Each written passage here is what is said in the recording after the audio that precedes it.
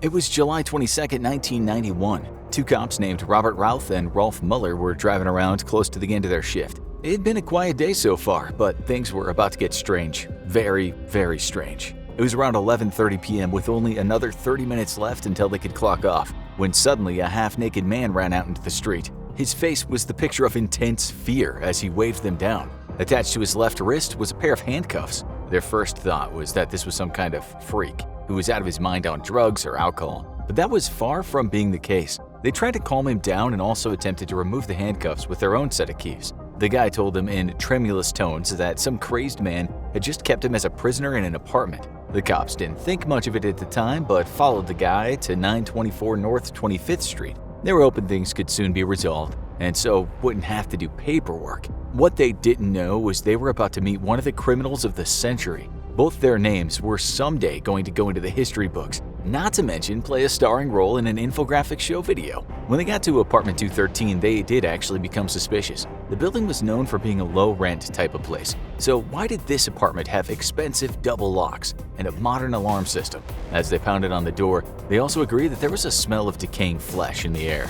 A man appeared at the door. He said his name was Jeffery Dahmer, and to prove it, he showed them his ID card for the place where he worked, which was the Ambrosia Chocolate Factory. He was a bit scruffily dressed, but he was polite and well-spoken, informing the cops that his job was a mixer. The man didn't appear to be dangerous, far from it, but when they got into his room, that smell of rotting flesh became overwhelming. It seemed as though someone had tried to hide the smell by spraying large amounts of body deodorant, but the place still smelled pretty awful. They looked around the apartment. It was in pretty good shape, decorated with colorful plants, with an electric blue aquarium standing as the centerpiece in the living room, alongside several erotic posters. Mounted to the wall was a surveillance camera, which was certainly out of ordinary. Looking further, the cops noticed quite a large quantity of beer cans in the kitchen. Also in the kitchen were boxes of chemicals. Things were starting to look a bit weird. So they asked Dahmer why he'd handcuffed the victim. With a very calm voice, he said that he did that kind of thing all the time. It's just a game he liked to play with the guys he picked up. The cops kind of looked as though they didn't want to talk too much about this, intermittently looking at the gay erotica posters and jumping to too many conclusions. When they started to look just a little too unconcerned, the victim told them that Dahmer had threatened to eat his heart. You'd think this would have pricked up their ears, but according to what was later said in evidence, they rolled their eyes, giving off the impression that they were dealing with some kind of gay drama, and this was just an argument between lovers that had gotten out of hand. That couldn't have been further from the truth. Muller told Dahmer to hand him the key to the handcuffs, to which Dahmer told him it was in the bedroom on the table next to the bed. Muller headed to the bedroom and Dahmer tried to stop him, saying he'd get the key. Routh then pulled Dahmer back, now thinking something was not right. When Muller entered the room, he was taken aback by what looked like a large chemical drum standing next to the wall. The light was dim and a TV was switched on, which gave the place a spooky kind of look. Muller then noticed blood on the bed sheets. The walls also looked like they'd once had bloodstains on them, and someone had unsuccessfully tried to clean them off. On his way to the bedside table, he noticed a drawer was open and there were Polaroid photos inside. He picked them up, and what he saw were some of the most shocking crimes in U.S. history. In fact, at first he told himself this can't be real. He thumbed through them, hoping it was some kind of art project, or possibly stills from a movie. He saw bodies that had been dismembered. He saw body parts and severed heads. One of the photos showed a head that had been sprayed with gold paint. It was being held by severed hands. There were photos of dead men handcuffed, with bits of them missing. Another image showed a gutted and skinned body in a bathtub. Worse, he'd realized that these photos had been taken in the apartment he was in. When he walked out of that bedroom, he was almost shaking. Routh could see something was up, and so could Dahmer. He tried to get away, but was soon held down and handcuffed. On further investigation of the apartment, they discovered the grisly truth behind that horrible smell. This wasn't just a murder case. This was something you couldn't even make up. Routh looked in the fridge. There, he saw a bottle of mustard, some relish, some honey, and then when he looked in a box, he saw a human face looking back at him. He also looked in some pans on the stove. It seemed as though Dahmer had been doing some cooking, but with human meat. In the freezer, there were fillets of flesh. It was then that Dahmer shouted, "For what I did, I should be dead." Let's just say that the two cops didn't go home at 12, and they faced a bit of paperwork. Police found many more horrors in that apartment, but we won't go into all of them today. Jeffrey Dahmer's crimes were so obscene that they were barely believable. In short, he'd lured men to his apartment. He'd done unimaginable things to their bodies. He'd eaten parts of them, and it would become known that he even tried to make zombies out of some of the victims. There were 17 victims in all. You all know the story, but you don't know what was going on inside the mind of Dahmer. Let us now go back in time to see how that mind of his ticked. Most serial killers, or even the majority of them, suffered major traumas during childhood, often along with serious head injuries. It's sometimes been said that Jeffrey Dahmer was one of the more unique killers, and he came from what looked like a very normal household. But it wasn't really all that normal, with Dahmer later telling investigators that while his parents were educated and the family had money, they were hardly ever not at each other's throats. According to Vronsky's book, American Serial Killers: The Epidemic Years, the family certainly was professional in terms of work.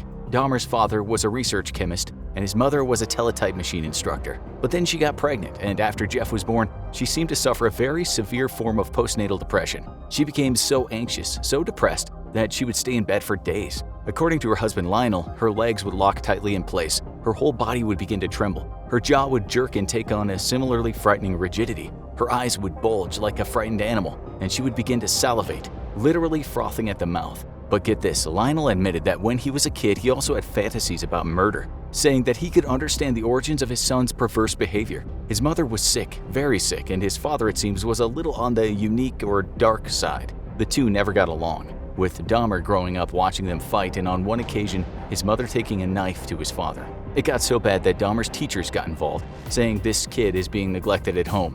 This is the same kid that will years later tell the police that he hated sleeping alone, that he couldn't be alone at any cost, and that's why he kept the bodies around him. That's why he ate parts of them. His peculiarities started in childhood, first with him finding roadkill and dissecting it, but at the age of around 16, he started thinking about doing that to humans. This was not a happy child. He already drank pretty much all day, even at school, where he was seen as quite the oddball. He would just start bleeding like a sheep in class, or sometimes, to the disgust of his fellow pupils, eat his own snot. This was all to get a laugh out of them, but it wasn't healthy in terms of his mental health. He was in so much need of attention that he would purposefully humiliate himself, with one of his more well-known tricks being his fake body spasms. Between his school friends, this was known as doing a Dahmer.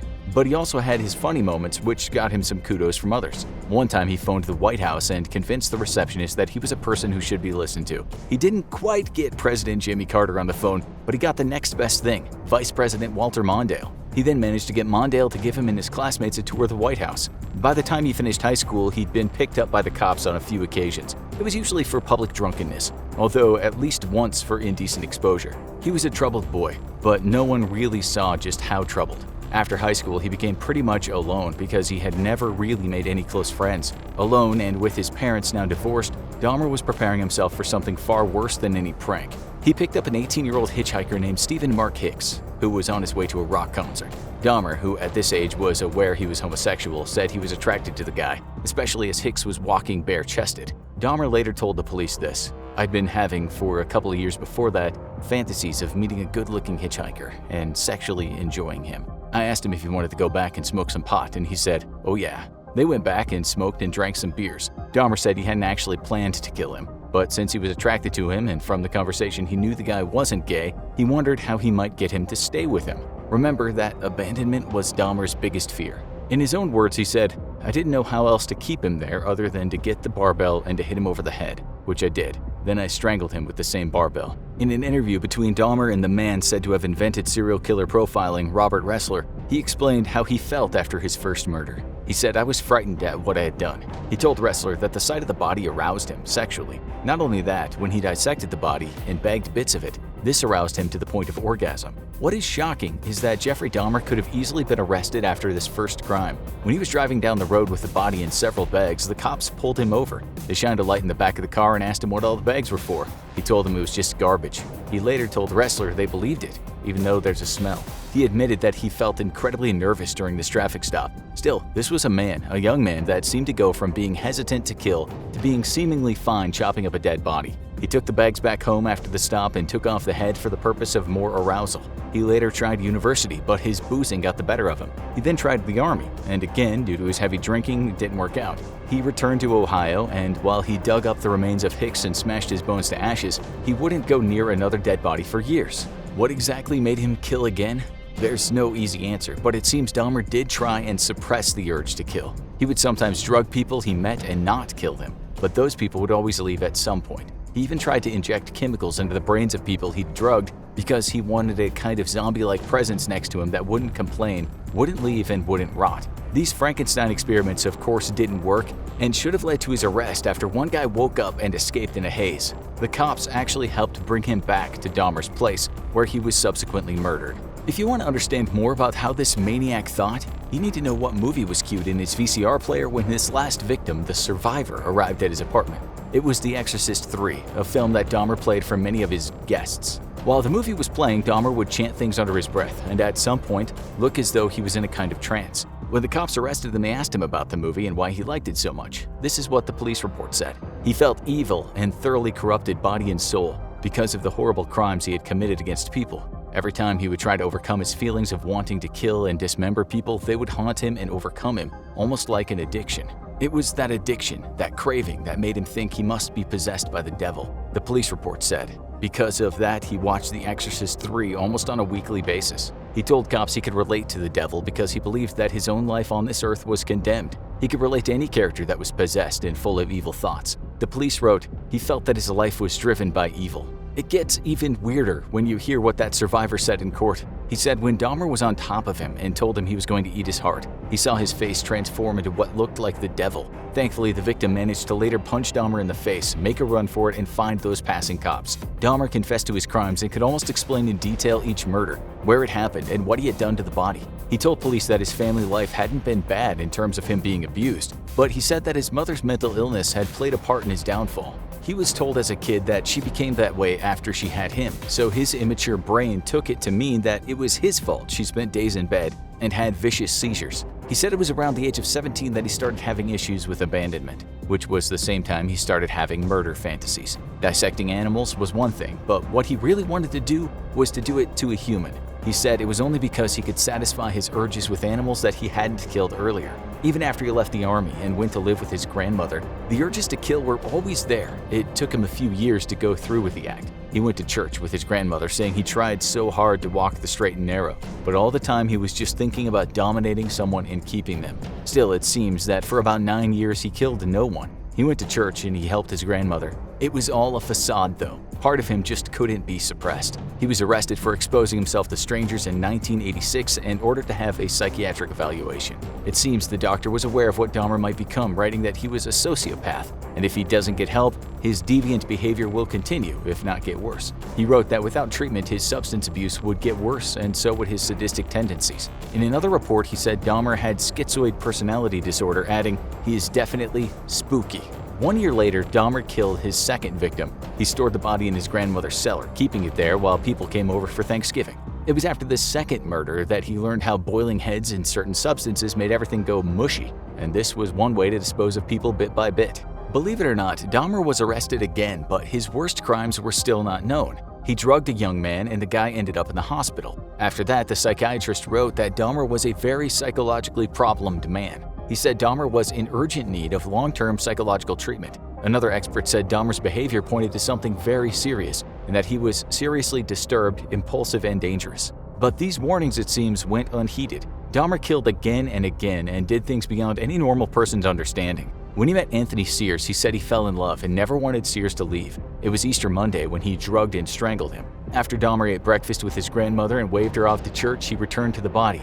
After some time hugging and kissing the victim, he drained, flayed, and dismembered him. But because he liked this one, he wanted to keep some parts. Dahmer later said, "I liked him especially well." So he did what anyone would have done and called up Ace Hardware. He asked what the best way was to preserve flesh and bone, obviously pretending this was for taxidermy purposes. He was then given a set of instructions and what he needed to buy. Dahmer later told a psych doctor, "If I could have kept him longer, all of him, I would have." He met another guy that he later said he liked a lot. This is what the police report said. He indicated that he had eaten the thigh muscle of his subject, but it was so tough he could hardly chew it. He then purchased a meat tenderizer and used it on the bicep. He stated it tasted like beef or a filet mignon. When asked by police why he only ate certain people, Dahmer told them that he only did it to the people he was really fond of. He said he usually kept parts of the arm or leg, but he also had a heart he was planning to eat. The police report said he would fry the meat lightly after it had been tenderized. He never ate it plain, but sprinkled the filet with salt and pepper and dipped it in A1 steak sauce. He said it wasn't about the taste or filling his belly, but keeping them with him longer. The cops asked him why he hadn't told them at first about the details of his cannibalism. They wrote, "He stated that he did not want to talk about it because it was not very appealing, and he did not want us to think less about him." And that's a good place to finish. Now you need to watch Serial Killer with more victims than any other killer in American history. Or have a look at this.